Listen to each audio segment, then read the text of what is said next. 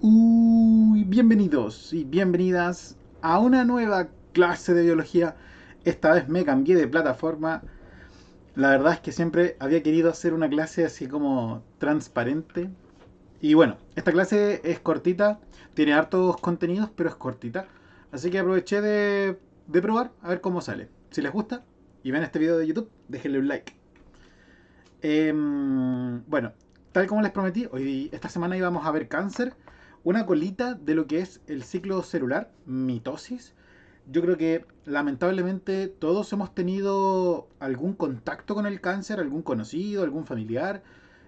Por lo tanto, es un concepto estrechamente relacionado con la vida humana y que, claro, tiene todas las explicaciones del mundo dentro de la materia que estamos viendo. Así que hoy día van a conocer las bases de cómo se produce, qué consecuencias tiene, eh, y bueno, eso. Así que, aquí. Bacán.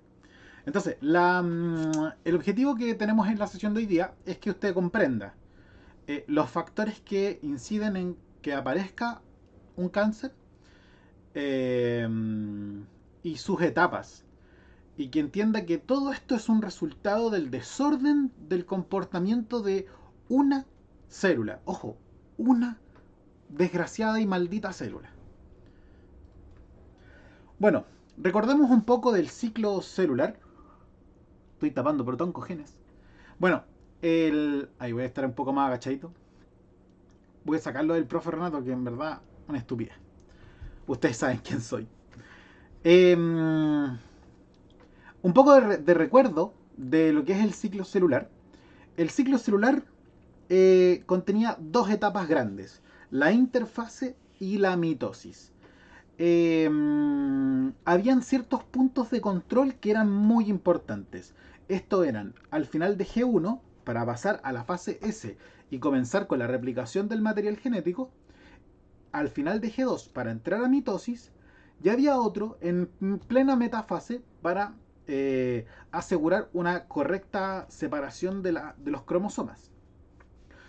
Bueno, esto es mucho más complejo que simplemente, la célula se preguntaba si de verdad quería. Es una célula, no se pregunta nada, no puede preguntarse nada, no entiende ningún lenguaje lógico, racional, humano. Ella solamente entiende el lenguaje de la química, de las moléculas que hay presentes. Por lo tanto, lo que vamos a hacer es lo siguiente. Vamos a entender algo.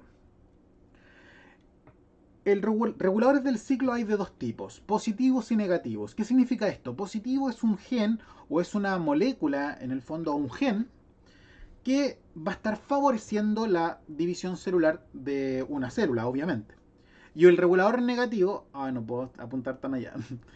El regulador negativo es un controlador que quiere inhibir o quiere detener de cierta manera el ciclo celular. Entonces aquí tenemos como, claro, el angelito y el diablo. El que dice para, contrólate, y el otro que dice dale, dale, dale. En los positivos, que son los que dicen démosle, tenemos a las CDKs. Las CDKs son proteínas que están constantemente en la célula. Eh, Hay una para cada punto de control. Una para G1, una para G2, otra para metafase. Las CDKs son proteínas que siempre están presentes, como les digo, y siempre quieren que la célula se divida. El tema es que solas no hacen nada. Es como una proteína que está molestando, está hinchando. Es como cuando hacen un viaje largo y el cabro chico está preguntando todo el rato, cuánto falta, vamos a llegar, cuánto llega, falta. No hace nada, pero hincha, mucho. Pero además están las ciclinas, que son proteínas que se sintetizan cíclicamente, es decir, suben y bajan, dependiendo de las condiciones que hayan dentro de la célula y afuera de la célula. Las ciclinas, al igual que las CDKs, existen una para cada punto de control. Existe una ciclina para G1, una ciclina para G2 y una ciclina para metafase. El asunto es que la CDK, que solo hinchaba, junto con su ciclina, por ejemplo, si queremos pasar de G1 a S, se va a unir la CDK de G1 con la ciclina de G1, que justo en este momento está en su etapa creciente del ciclo, por eso se llaman ciclinas, porque suben y bajan en su producción y concentración, se van a unir y la dupla CDK ciclina va a obligar a la célula a pasar de fase. Ya deja de ser este cabro chico molestoso que pregunta cada rato cuándo vamos a llegar. Es derechamente alguien que te obliga a llegar. Es alguien que te obliga a hacer algo. Por lo tanto, claro que es positivo si te promueve pasar de fase. Ya ni siquiera es una pregunta, es una obligación. Por lo tanto, está el par CDK ciclina y pasas de fase. Otro regulador positivo son los protoncogenes. De ellos hablamos, creo, en el horario de chat pasado. Los protoncogenes son genes que pueden en cualquier momento causar un cáncer. Usted dice, pero profe, ¿por qué tenemos un protoncogen? ¿Qué ventaja tiene tener protoncogenes? Ninguna. Obviamente ninguna, pero lamentablemente existen. Y son estas predisposiciones que tenemos de repente en las familias de tener ciertos cánceres. O sea, si su abuelo tuvo cáncer al pulmón, si su tío tuvo un cáncer al pulmón, y su papá parece que está también teniendo un cáncer al pulmón, o sea, mi recomendación es que ni se les ocurra fumar. Y que desde los 40 esté haciéndose exámenes al cáncer de pulmón. Porque evidentemente ahí hay un protoncogen familiar que parece ser bastante fácil de soltar. Entonces, el protoncogen es el potencial gen que puede causar un cáncer. Va a ser solamente el potencial hasta que se convierta en un oncogen. Ahí es porque ya se desató. Pero el regulador va a ser el protoncogen. Bueno, y por el otro lado, tenemos como los superhéroes de este cuento, los que te dicen no, cálmate. Y están, obviamente, las proteínas inhibidoras de CDK, que van a ser las que se van a ir cuando llegue la ciclina, pero son los que están como manteniendo a raya a la CDK. Son proteínas que no hacen que la CDK haga nada hasta que no llegue la ciclina. Y por otro lado tenemos genes supresores de tumores. Estos son como los guardianes del ADN. Son proteínas que están en el núcleo resguardando que no pasa nada malo, resguardando genes críticos, resguardando de que si hay alguna mutación o algún problema, que la célula se muera sola, que haga apoptosis. Claro, no nos podemos arriesgar. Entonces, en genes supresores de tumores está la P53, que probablemente es la proteína más famosa que regula el ciclo celular, pero también está P27 y hay un montón más. Insisto, ¿cuál es la función de los genes supresores de tumores? Suprimir tumores. No hay mucho más que eso. Lo importante es que finalmente la decisión que tome la célula va a depender de lo que le esté pasando adentro, de lo que contenga ella, y además de las señales externas. Esto es muy importante. Si la célula encuentra que alrededor hay muy pocas células, ella va a querer dividirse para rellenar espacios. Pero si alrededor hay muchas células y están todas apretadas, lo más probable es que ganen los reguladores negativos y que esto no se exprese. O, perdón, que esto no avance. El problema es que de repente avanza. Y avanza sin control. Entonces, cuando una pequeña célula, basta con una, muta su ADN, vulnera todos los controles que existen, positivos, negativos, porque los positivos los tiene todos. Y aún así, ella no se alcanza a dar cuenta que es una célula cancerosa y no hace apoptosis, tenemos un problema. Porque aquí sí vamos a tener un cáncer o un tumor o una neoplasia que se puede salir de control. No es tan raro generar cánceres. No es tan raro. Lo raro es que el mismo cuerpo no se dé cuenta que tiene uno. ¿Ok? Normalmente en mi cuerpo hay mutaciones. No estoy diciendo que siempre tengo cáncer, ¿ok? No quiero generar alarma. Pero es muy normal que una célula se quiera salir de control.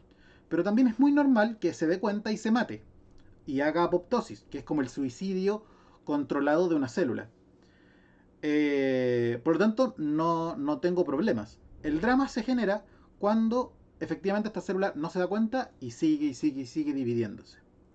Y normalmente todos los tumores parten Esto puede ser mala suerte, fortuna, destino, pónganle el nombre que quieran. Normalmente los cánceres parten, ojo, cáncer y tumor son sinónimos, por si acaso. Es como terremoto y temblor. Son sinónimos, ¿ok? Em, todos los tumores, todos los cánceres parten con una especie de membrana que los recubre. Esto se llama como que están encapsulados. Ya este tipo de tumor se le llama benigno. Son los típicos tumores que te dicen que son operables, porque basta con que el médico haga un corte, saque esta especie de bolsa membrana y chao, se acabó. Si es que él no comete un error en el procedimiento, debiera estar con todo controlado. Y obviamente con monitoreo, pero bien. El problema está en que de repente esta membrana se rompe, no por arte de magia, sino que generalmente las mismas células que están adentro rompen esta membrana. Y claro, esto que tenía todo un límite bien definido, luego lo pierde y las células empiezan a regarse. Y tenemos ahora un tumor maligno. Esto ya empieza a ser inoperable, porque no puedes ir tomando célula a célula y limpiar todo el tejido o todo el órgano.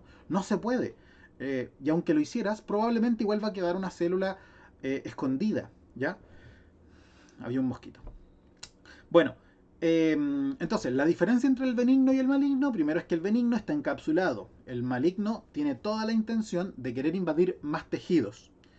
Ahora, da lo mismo si es benigno o maligno, todas las células cancerosas tienen estas características. Primero, no hacen apoptosis. Obvio, no van a querer hacer apoptosis y lo único que quieren es ser más y más y más. Segundo, no se inhiben por el crecimiento por contacto. Les da lo mismo que estén todas apretadas, se van a dividir igual. Generan angiogénesis y esto es probablemente lo más precioso y maldito que tienen las células cancerosas. La angiogénesis es la capacidad de generar capilares, de generar vasos sanguíneos. Obvio, imagínense que de repente dentro de un condominio, población, villa, da lo mismo, empiezan a salir casas, casas, casas, casas, casas, casas, edificios, edificios, casas. Se empieza a llenar. ¿Qué es lo que van a querer? Van a querer alcantarillado, van a querer cañerías de gas, van a querer caminos, van a querer alumbrado público. Eso es el angiogénesis, el generar todos esos recursos para allá. Entonces, claro, tenemos una gran masa de células que de repente les empieza a faltar oxígeno, nutrientes, etcétera. ¿Qué hacen? Ellos mismos generan las señales para que el cuerpo les tire un vaso sanguíneo. Y luego tienen toda la energía. Es muy, muy eficiente este proceso. No se adhieren a otras células, eso hace que no se peguen y que puedan moverse libremente. Y además tienen enzimas que rompen la matriz extracelular. Esto es como eh, cualquier cosa que esté afuera de la célula o entre células. Esto les va a ayudar precisamente a romper la membrana que recubre un tumor maligno, perdón, benigno. Y tienen otras capacidades que obviamente van en pro de ser más y de hacerlo rápido.